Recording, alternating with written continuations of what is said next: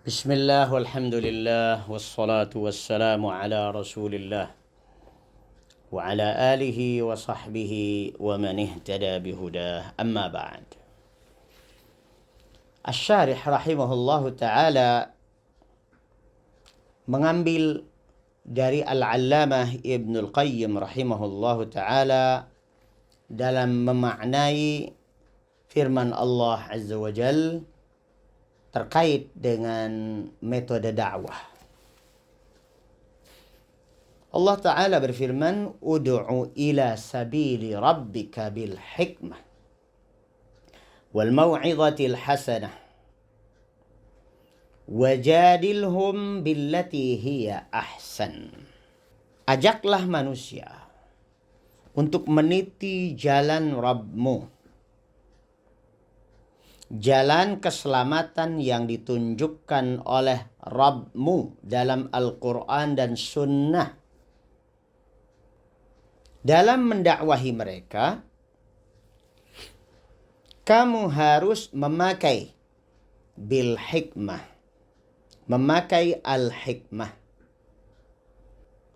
Yang kedua, wal mau'idhatil hasanah, dengan mau'idhah yang baik.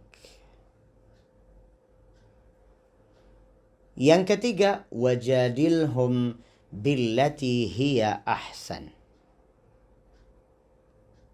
Lakukan jidal dengan mereka dengan cara yang terbaik. Al-Allamah Ibnul Qayyim rahimahullahu ta'ala dalam memaknai ayat ini, beliau mengatakan, Zakara subhanahu maratib ad-da'wah wa ja'alaha thalathata aqsamin bihasabi halil mad'u.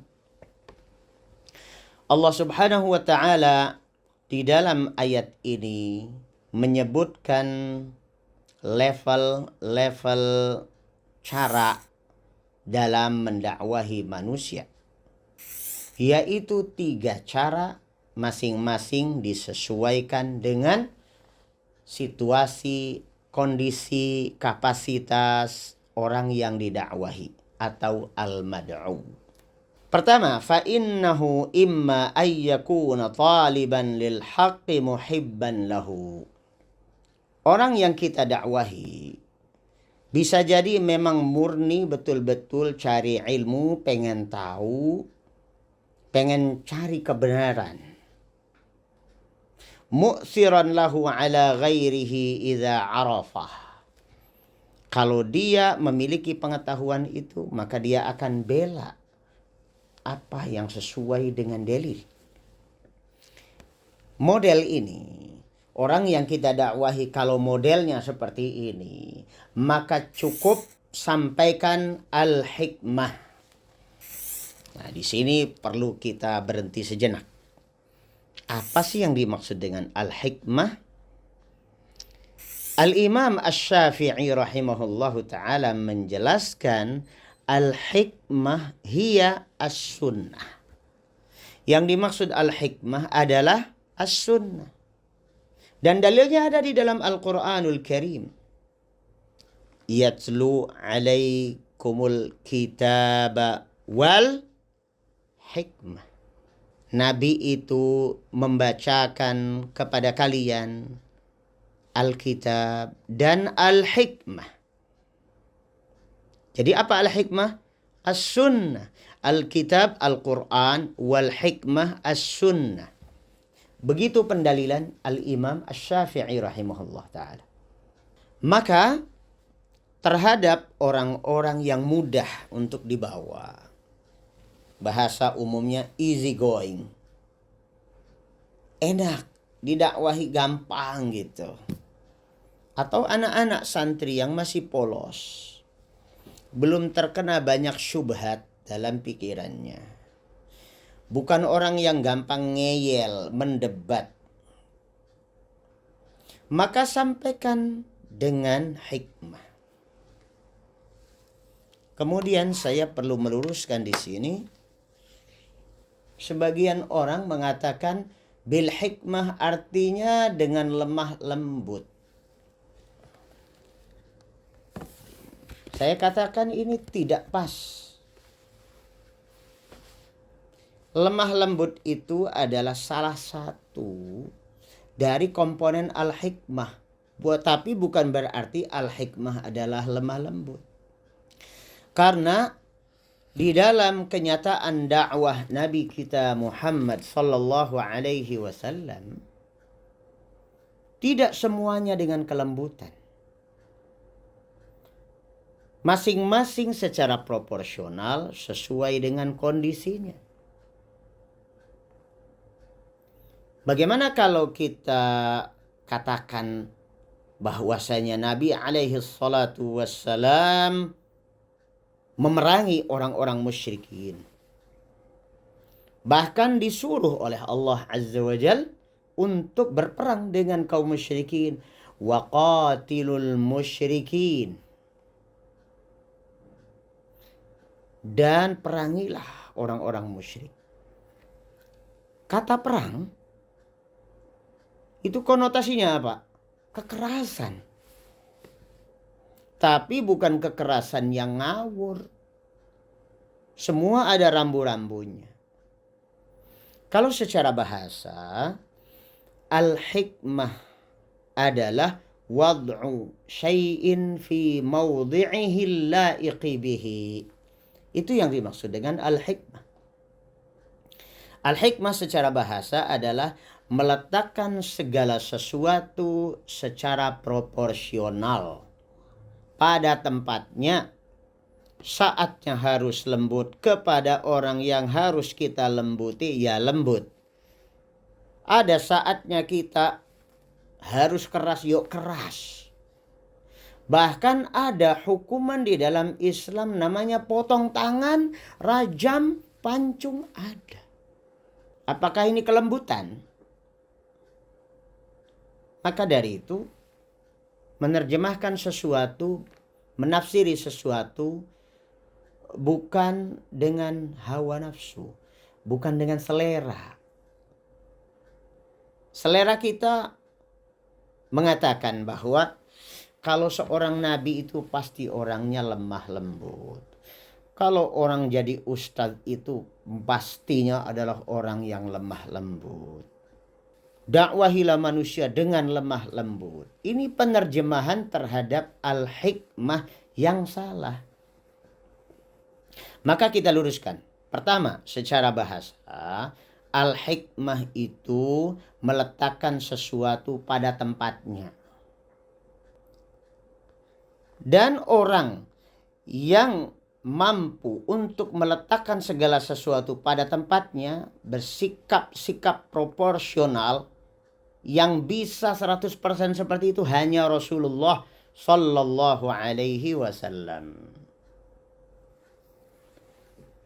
Maka dari itu, sekarang kita baru paham.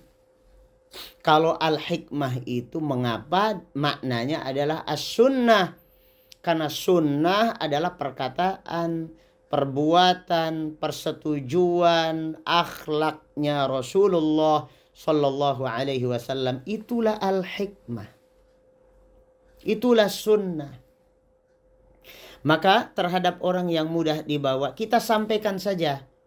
Mas, contoh dari Nabi seperti ini. Adapun yang Mas lakukan itu tidak ada contohnya dari Nabi. Justru itu contoh yang pernah dilakukan oleh Abu Jahal misalnya, oleh Abu Lahab, oleh Fir'aun. Jadi sampaikan esensi sunnahnya. Ini yang pertama. Berikutnya, kelembutan masuk ke dalam salah satu komponen as-sunnah. Contoh, Nabi kita Muhammad sallallahu alaihi wasallam mendapati seorang badui, orang Arab kampungan, nggak gaul dengan Nabi dan para sahabatnya. Dia baru saja masuk masjid dan tidak tahu adab-adab masjid. Ternyata dia kencing di salah satu pojok masjid tersebut. Apa yang dilakukan oleh para sahabat radhiyallahu anhum? Diteriaki, dibentak-bentak. Lalu Nabi alaihi salatu wassalam menyetop mereka. Da'uh, la tuzrimuh. Biarin. Jangan dibentak-bentak. Tenang. Dibiarkan dulu kencingnya sudah selesai. Kemudian baru dinasihati oleh Nabi alaihi salatu wassalam. Inna hadzal masjid la yasluhu li syai'in min hadhihin najasat. Mang, kalau istilah kita mama orang Sunda, Mang, yang namanya masjid itu ya nggak cocok untuk najis semacam ini. Innama huwa lis-salati wadzikri wa tilawatil Qur'an. Ini cocoknya untuk sholat, untuk berzikir, untuk baca Al-Quran. Bimbing orang dengan kelembutan seperti itu Nabi alaihi salatu wassalam. Kenapa? Karena memang orang itu jahil, nggak tahu. Maka terhadap orang yang jahil, nggak tahu, nggak usah keras-keras. Kita sampaikan bahwa ini yang sunnah. Sunnahnya begini. Kesalahan sebagian kita dalam mendakwahi orang awam, mendahulukan vonis. Ini adalah bid'ah, mungkarah, neraka. Ya orang nggak tahu yang benarnya. Kita sampaikan saja bil hikmah. Sunnahnya mana, sampaikan. Nah, beda lagi dengan level kedua.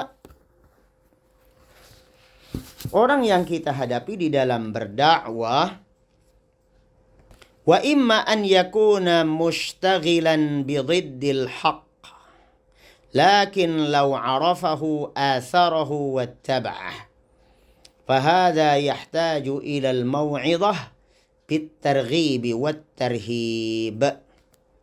Golongan kedua yang kita harus pakai metode mau'idhah, yaitu orang yang menyibukkan dirinya dengan selain Al-Quran dan Sunnah.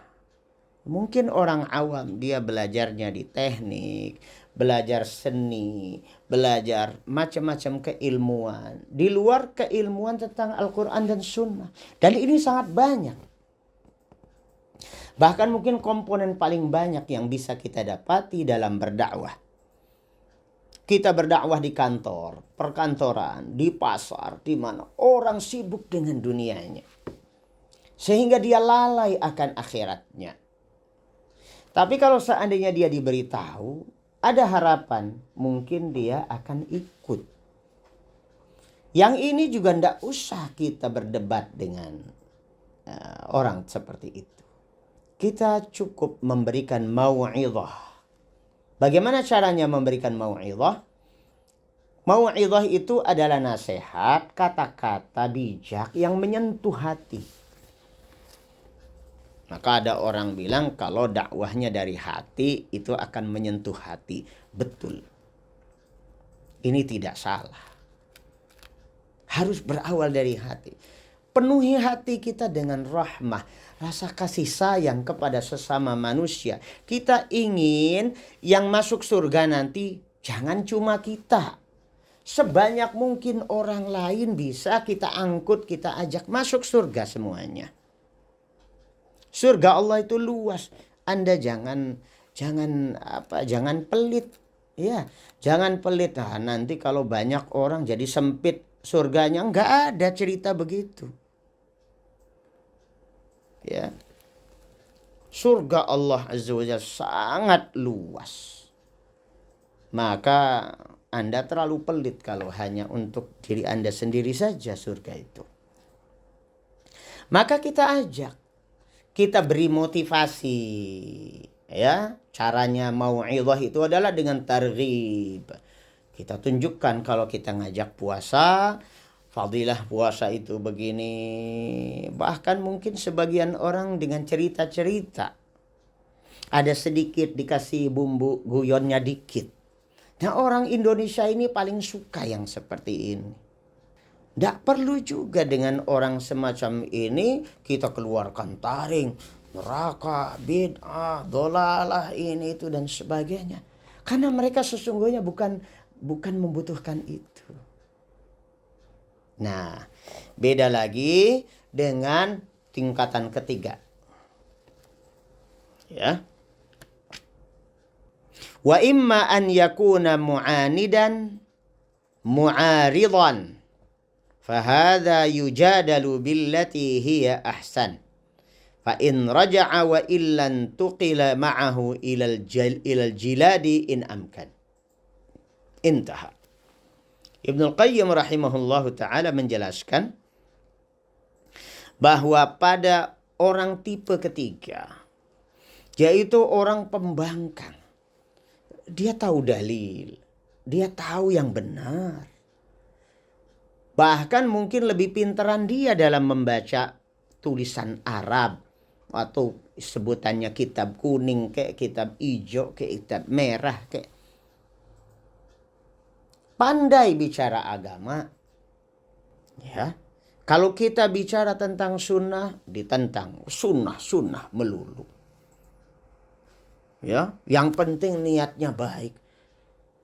Kita tunjukkan pernyataan Allah dalam Al-Quran, pernyataan Nabi di dalam sunnah, pernyataan para ulama ahli hadis dan sebagainya. Contoh tentang haramnya musik, tentang haramnya mencukur jenggot dan sebagainya. Tapi malah dilecehkan. Mengatakan bahwasanya yang memelihara jenggot kayak kambing. Ya, kalau pakai debat kusir, diladeni orang seperti ini dengan cara debatnya yang tidak ilmiah, nanti itu cuma bertengkar saja dan syaitan yang menang, bukan kita yang menang. Nggak usah juga diladeni. Orang mengatakan, miara jenggot kayak kambing aja. Emangnya semua kambing berjenggot juga enggak kan? Justru hewan yang tidak berjenggot tuh ya ada anjing, ada babi, begitu kan ya. Nah, tapi kan kita enggak perlu pakai berdebat dengan cara seperti itu. Makanya dikatakan oleh Allah Azza wa Jalla di sini, wajadilhum billati hiya ahsan. Kalau mau mendebat, debatlah mereka dengan menghadirkan dalil, dengan tenang, tanpa menyertakan emosi syaitan. Yujadal billati hiya ahsan. Tapi kalau akhirnya saling menjelek-jelekkan, keluar dari konteks, ya, ini tinggalkan saja. Karena namanya nanti bukan jidal lagi, bukan jidal billati hiya ahsan, tetapi mira. Kalau mira itu apa? Walaupun tahu, walaupun benar, sekalipun dia tetap ngeyel. Ya. Nah, kalau yang seperti ini, walaupun kita tahu bahwasanya kita ini dalam posisi yang benar, sekalipun kita tinggalkan saja. Nah, kita mendengar contoh-contoh dari para ulama kita. Syekh bin Baz rahimahullahu ta'ala pernah diajak debat oleh orang-orang khawarij takfiri yang ada di Oman, di negeri Oman. Apa jawaban Syekh bin Baz rahimahullahu ta'ala? Beliau tidak meladeni, tidak merespon ajakan mereka debat. Kenapa? Karena kalaupun diajak debat, dihadiri, ditunjukkan dalil-dalil, orang-orang tipe ini adalah tipenya nggak bisa diajak baik-baik dalam berdebat. Maka yang akan muncul adalah mira. Maka di dalam lapangan dakwah, saudaraku sekalian, dengan bimbingan ayat ini, kita jadi harus memilah dan memilih sikap yang pas pada setiap segmen. Kalau segmennya orang awam, mereka jahil, cukup bil hikmah. Beritahukan tentang sunnah, dan kita berikan contoh teladan yang baik. Kadang orang tidak suka mendengar banyak kata dan nasihat, tapi justru lebih suka dengan melihat kenyataan kita, bahwa kita adalah orang yang baik, bahwa kita adalah orang yang jujur, orang yang omongannya bisa dipegang, komitmennya jelas. Jangan bicara keluar-keluar ke sana kemari, tetapi di dalam muamalah kita pinjam uang nggak kembaliin uang orang. Zalim dalam muamalah kita. Ya, maka sunnah yang kita bawa sia-sia. Yang kedua, kita berhadapan dengan orang yang mungkin lebih banyak bergelimang dengan dosa dan kebiasaan maksiat, dan wawasan duniawinya lebih dominan daripada akhiratnya. Maka biasanya orang-orang seperti itu, kalau kita berikan motivasi, ya, fadilah tentang amal-amal tertentu, para ulama banyak yang menulis kitab Fadailul A'mal. Tapi waspada, Fadailul A'mal ada yang dipenuhi juga dengan dalil-dalil yang dhaif, maudhu', palsu, ya. Tentunya kita mengambil kitab-kitab Fadailul A'mal yang sahih, yang hasan paling tidak. Kalaupun dhaif oleh para ulama, itu ada rambu-rambunya bagaimana mestinya bermuamalah dengan hadis dhaif dalam bidang fadailul a'mal, ya. Kemudian yang ketiga terakhir tadi adalah kita berhadapan dengan orang-orang yang intelektual, cendekiawan, ilmiah, ya, tetapi melenceng manhajnya sehingga terjadi kesalahpahaman. Kita ke kanan, dia ke kiri. Ya, kita ngambil dari sumber yang asli dari negeri Madinah, yang para ulamanya masih melestarikan cara-cara ulama salaf dulu. Yang satu lagi belajar Islam dari Bani Israel, dari orang Yahudi yang ada di Amerika, di Kanada, di kampus-kampus internasional. Dan mereka mendapatkan gelar doktor, PhD dari negara-negara barat. Kemudian beradu di negeri kita. Nah, ini lapangan muhajjah, mujadalah, jidal, tetapi tetap jidal billati hiya ahsan. Dan terakhir, ikhwas sekalian, suatu hasil perdebatan itu tidak menunjukkan mana yang benar dan mana yang salah. Karena sesungguhnya di dalam jidal itu juga tidak jauh dari permasalahan siapa yang paling pandai bersilat lidah atau mengotak-atik kata. Kadang-kadang para penonton itu terpukau dengan retorika, dengan kata-kata. Maka dari itu harus kembali bahwa al-haqqu mir rabbik. Kebenaran itu dari Rabbmu. Rabbmu ngasih tahu kebenaran itu di mana? Di dalam Al-Quran dan Sunnah Nabi alaihi salatu wassalam. Maka kata Allah Azza wa Jal, fa in tanaza'tum fi syai' farudduhu ilallahi war rasul. Ya, kalau kalian berselisih, berbeda pendapat, termasuk di dalam perdebatan, ya, kelihatannya ini menang, ini banyak menghunjamkan kata-kata yang tajam misalnya, ya, itu tidak menunjukkan kebenaran. Kembalikan kepada Al-Quran dan Sunnah, itulah sumber kebenaran, parameter kebenaran. Aqulu qawli hadha wa astaghfirullah li wa lakum. وصلى الله على نبينا محمد وآله وصحبه وسلم وآخر دعوانا أن الحمد لله رب العالمين. السلام عليكم ورحمة الله وبركاته.